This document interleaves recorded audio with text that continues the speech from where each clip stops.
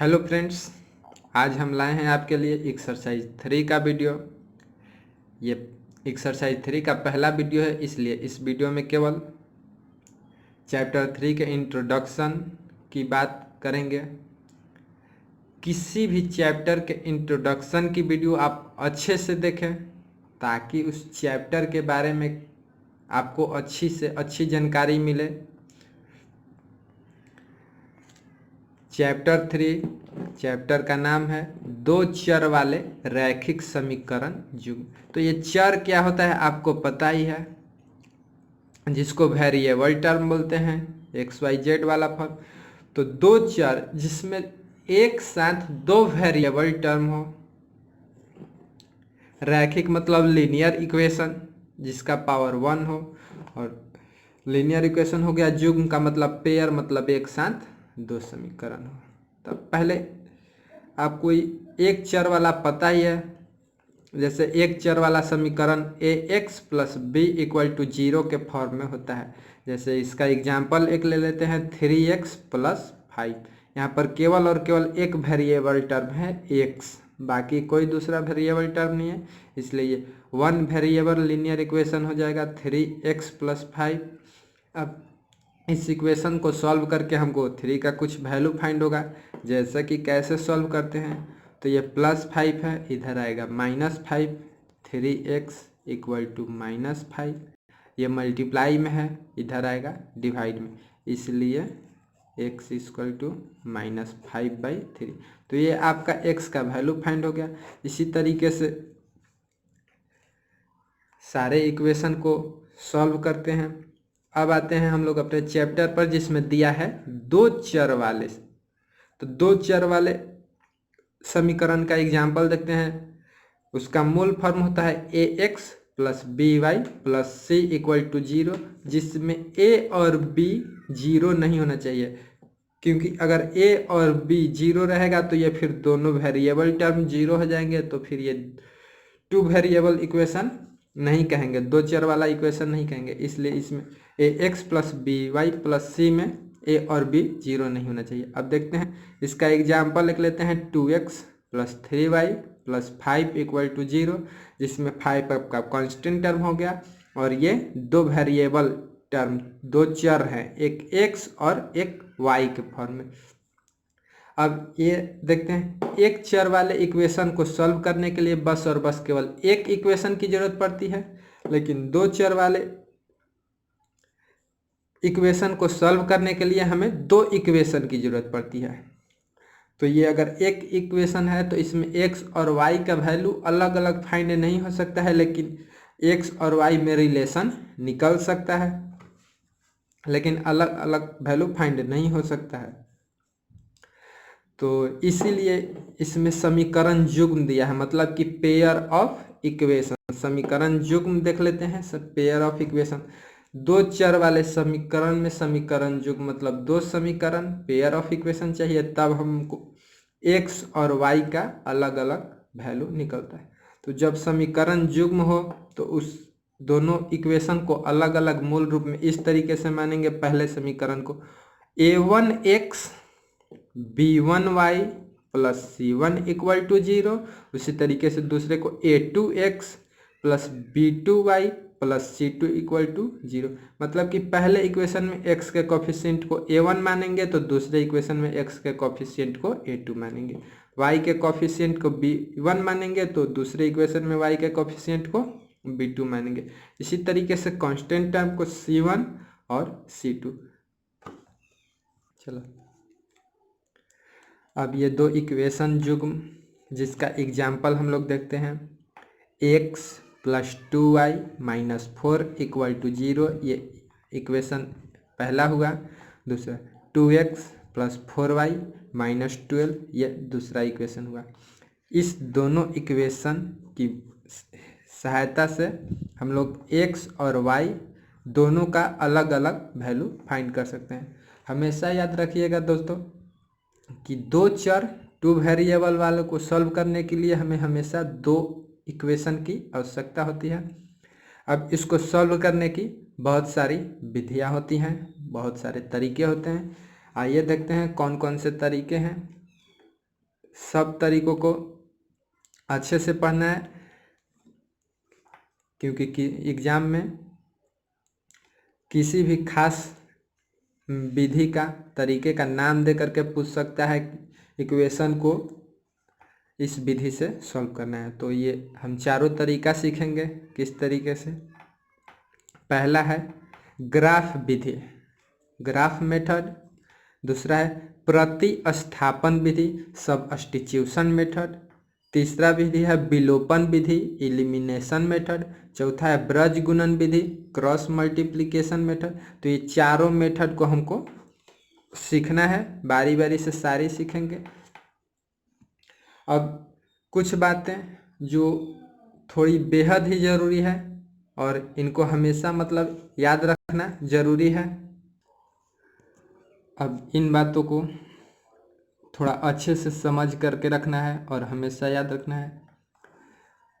Objective में ऐसे भी प्रश्न मिलते हैं कि दो इक्वेशन दे देगा और उनका अलग अलग वैल्यू ना पूछ करके बस केवल ऐसे पूछेगा कि दोनों इक्वेशन के हलों की संख्या कितनी होगी, इनका ग्राफ कैसा बनेगा, ये संगत हैं या असंगत, इस तरीके से भी क्वेश्चन बनते हैं। तो जैसे दो इक्वेशन मान लिए दिया रहेगा a1x plus b1y plus c1 equal to 0, दूसरा a2x plus b2y plus c2 equal to 0। तब इसमें हमको क्या करना है, पहले a1/a2 b1/b2 और c1/c2 मतलब गुणांकों की तुलना करनी है। a1/a2 फाइंड करेंगे, b1/b2 फाइंड करेंगे और c1/c2 फाइंड करेंगे। अब ये गुणांकों की हमको तुलना करनी है। अगर a1/a2 और b1/b2 का जो टर्म आएगा वो इक्वल अगर नहीं हो, जैसे a1/a2 5 आ गया और b1/b2 4 आ गया, तो क्या होगा, दोनों इक्वल नहीं। तो जब इक्वल नहीं होगा तो इसका ग्राफ का निरूपण कैसा होगा, तो ग्राफ की रेखाएं प्रतिच्छेदित रेखाएं होंगी, मतलब कि दो रेखा एक दूसरे को काटेगी। इसका ग्राफ इस तरीके से दो रेखाएं एक दूसरे को काटेगी, ये रेखा ए बी और ये रेखा एक सी डी काटेगी। तो इसी तरीके से इक्वेशन दे करके पूछ सकता है कि इसका ग्राफ कैसा होगा। तो इसकी ग्राफ प्रतिच्छेदित करेंगी, एक दूसरे को इंटरसेक्ट करेंगी, काटेंगी। फिर पूछ सकता है कि हलों की संख्या कितनी होगी। तो ये एक पॉइंट पर काटता है, इसलिए इसका केवल और केवल एक हल होगा, मतलब x का केवल और केवल एक वैल्यू कंसिस्ट करेगा और y का भी केवल और केवल एक वैल्यू कंसिस्ट करेगा। उसी तरीके से a1/a2 equal to b1/b2 equal to c1/c2। जैसे a1/a2 निकाले 5 आया, b1/b2 भी 5, c1/c2 भी 5। या फ्रैक्शन में भी आ सकता है, a1/a2 3/4, b1/b2 3/4, c1/c2 भी 3/4, मतलब कि या कोई नेचुरल नंबर है या फ्रैक्शन में है, मतलब तीनों अगर इक्वल रहेगा तब पूछेगा ग्राफ कैसा होता है। तो इसकी ग्राफ संपाती होती है। संपाती का मतलब ओवरलैपिंग, एक दूसरे के ऊपर। जैसे एक ग्राफ ये बनाए ए और बी, तो फिर इसी पर से सी और डी एकदम इसी पर से होगा सी और डी। तो इस तरीके से ओवरलैपिंग रेखाएं होंगी, संपाती। और पूछेगा कि इसके हलों की संख्या कितनी होती है, तो इसके हलों की संख्या अनंत होती है। अपरिमित रूप से अनेक कहिए या अनंत कहिए।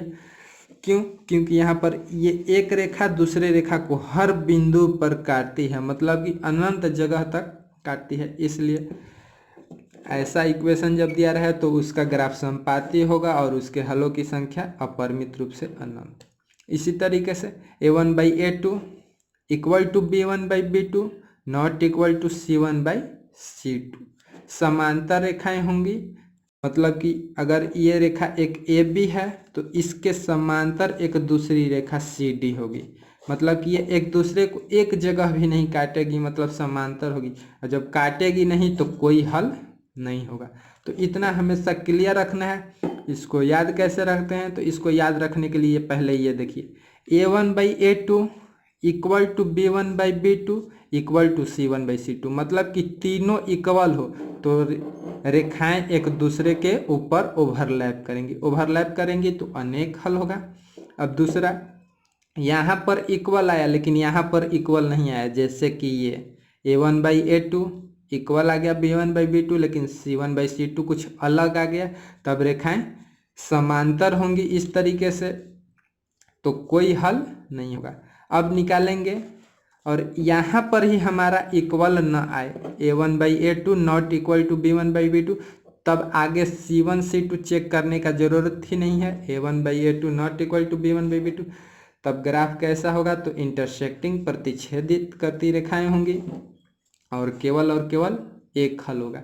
अब इसमें एक और पूछ सकता है, दो इक्वेशन दे करके पूछता है कि यह संगत होगी या असंगत, विरोधी होंगी या अविरोधी, इस तरीके से पूछेगा। तो इतना याद रखना है कि जिसमें हल निकलता हो वो संगत होती है, तो इसमें हल निकल रहा है तो ये संगत होगी, और इसमें हल निकल रहा है तो ये संगत होगी, इसमें हल नहीं निकल रहा है तो ये असंगत होगी। इस तरीके से एक ऐसा भी क्वेश्चन पूछ सकता है कि दो इक्वेशन दे करके कि कौन सी संगत होगी या असंगत हमें बताना है, तो बस केवल और केवल हम A1/A2 B1/B2 और C1/C2 से ही बता सकते हैं, पूरे इक्वेशन को सॉल्व करने का जरूरत नहीं है।